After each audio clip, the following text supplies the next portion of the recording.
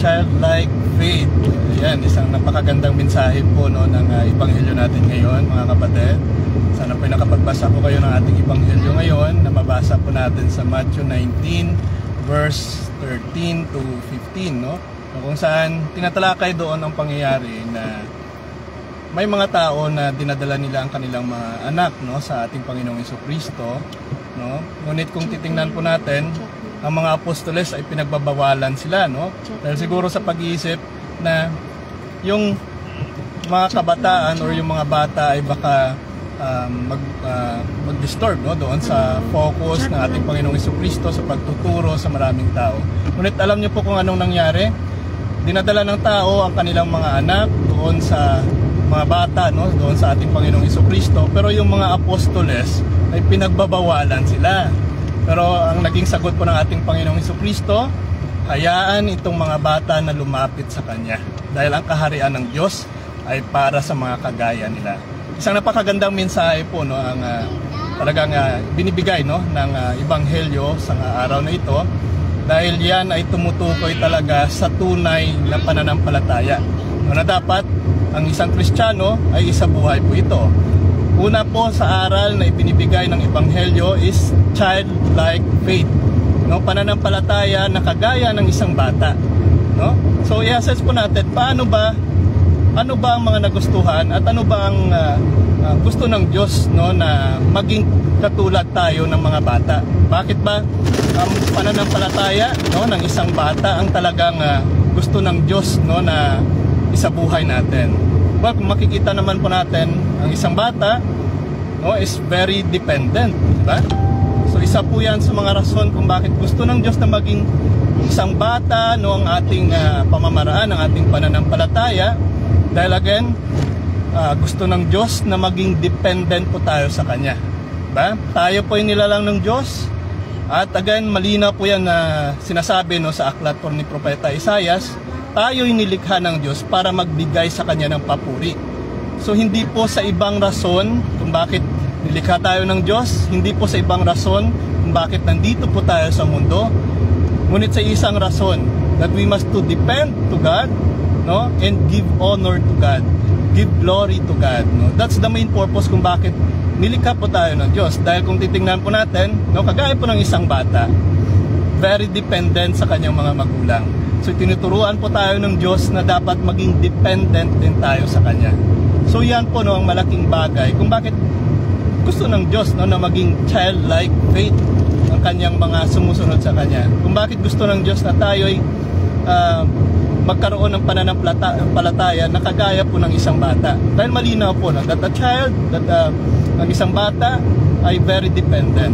Pangalawa po, bakit bata, no? Dahil yung bata po, of course, no, is parating nagtatrust, no, sa kanyang mga magulang. So pinagkakatiwalaan ng isang bata ang kanyang magulang. Sa pagkakataon po na maraming mga suliranin, no, marami pong mga challenges, maraming mga pagsubok sa paligid, danger, no, at lalong-lalo na ang pangangailangan ng isang bata. Ito po'y inaasa ng bata sa kanyang magulang. Childlike faith, kagaya din po, no, sa atin, itinuturo sa atin ng Ebanghelyo na maging katulad din ng isang bata na lahat dapat iasa natin sa Diyos. We must trust everything to God, dahil yan pong tinutukoy ng Ebanghelyo na bakit gusto ng Diyos na maging childlike faith ay dahil ipinapakita lamang nito na may mga suliranin man tayo, may mga problema man tayo, no, may mga pagkakataon man na nahihirapan tayo, no, may marami man tayong mga pangangailangan, pagkain man yan, no, shelter, kung ano mang mga pangangailangan natin, kagaya ng bata na may tiwala sa kanyang magulang, dapat din tayo magtiwala sa Diyos. Yan po ipinapakita at pinapahiwatig sa atin ng Ebanghelyo, no, na lahat po ng pangangailangan natin dapat iasa natin sa Diyos. Isang napakalaking revelation o mensahe para sa atin na hindi po tayo nilikha ng Diyos upang mag-alala dito sa mundo. Pinapaalala po sa atin na ang ating pananampalataya sa Kanya, must always trust, no? Must always put into trust. Kagaya po ng isang bata na may tiwala sa kanyang mga magulang, no? Dapat tayo din, no, ay magbigay no ng tiwala, ipakita din natin ang ating tiwala no sa ating Panginoon. At bakit po bata, no? Yan po talaga ang pinakamensahe ng ebanghelyo. Bakit bata? Dahil isa rin po sa ugali ng isang bata is very obedient no sa kanyang mga magulang. 'Di ba? Masunurin. Alam naman po natin kapag siguro lahat po ng mga nanonood dito ay may mga anak na din, kung hindi man anak ay baka mga mga bata no na pinagkatiwala sa inyo. Ayan, isa po sa mga mensahe ng ebanghelyo ay yung isang bata ay very obedient sa kanyang magulang. So ano pong itinuturo ngayon ito sa atin no, ng mga mananampalataya? Sabi nga no ng ating Panginoong Jesucristo, dapat maging katulad tayo ng isang bata. So isa sa ugali ng isang bata is very obedient. Ibig sabihin, nais ng Diyos na dapat tayong maging obedient din sa Kanya. Okay? Dapat tayong sumunod lamang sa Kanya. Diba? Yan po madalas ang problema dahil sa mga kapatid natin, of course, nang dahil sa minsan no, na kapag tumataas lang yung status sa buhay, no, ay akalain na parang may sariling mundo na, no, parang may sariling na siya no, nang sinusunod. At parang wala ng Diyos. Pero sa pagkakataong ito, sinasabi ng Diyos, be like a child, no? Childlike faith. Dahil ang nais ng Diyos sa atin ay maging obedient tayo sa Kanya. Sumunod lamang tayo sa Kanya. Napakaganda po ng ebanghelyo, ano po? At yan po ang mensahe no, ng ebanghelyo natin ngayon, childlike faith. Gusto ng Diyos na maging katulad tayo ng bata. Dahil ang kaharian ng Diyos ay para sa mga bata, para sa mga kagaya nila.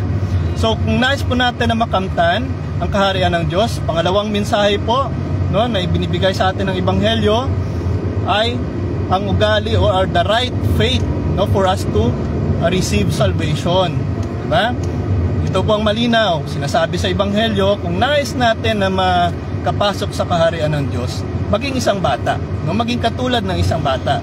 Hindi po bata sa isip. No? Baka yung iba dito ay ma-misinterpret na naman, kagaya po ng mga kapatid natin sa Bayang Pananampalataya na word for word. I don't know kung ano pong pagbibigay nila ng interpretation no, sa pagsabi ng ating Panginoong Jesucristo na maging kagaya ng isang bata. Now, siguro sa iba, no, sa iba yung pananampalataya natin ay baka pagbibigyan na naman nila ng kahulugan na abay, hindi na naman tayo accepted ng mga matatanda dahil puro sa mga bata lang.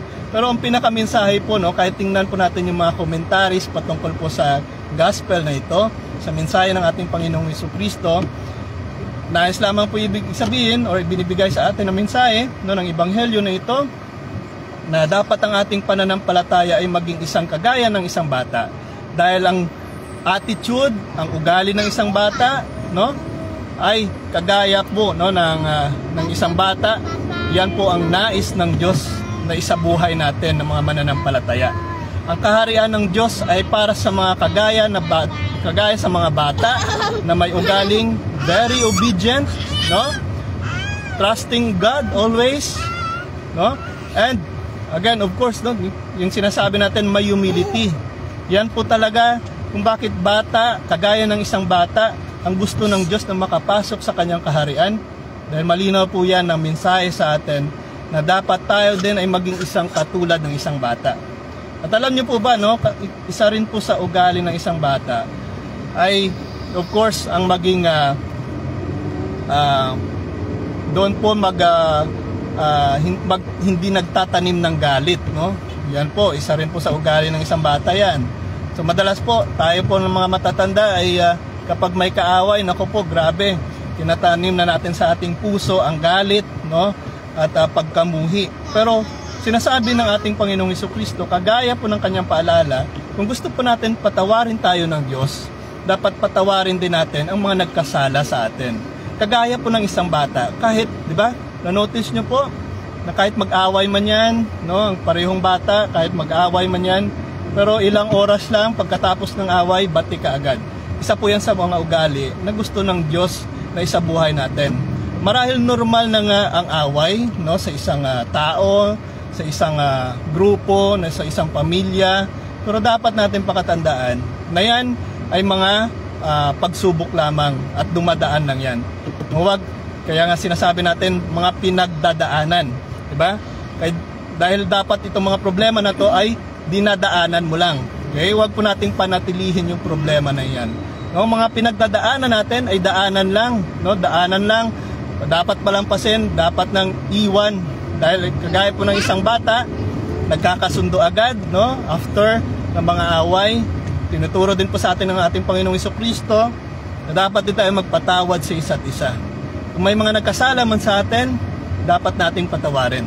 Dahil kung i-compare natin sa naging buhay ng ating Panginoong Jesucristo, marami ang sa kanya, no, nagpasipala or parang sinasabi na nga natin itong mga bashers, no, nilalait, sinasaktan siya. Pero ang sabi pa rin ng ating Panginoong Jesucristo, no, Ama, patawarin mo sila dahil hindi nila alam ang kanilang ginagawa. So dapat rin po tayong maging katulad ng ating Panginoong Jesucristo, katulad ng isang bata na after so many challenges, no, mga paghihirap, mga panlalait, bashing, no, mga bashers diyan. Alam naman natin 'yan ay mga normal na 'yan sa isang tao. Pero nasa sa atin pa rin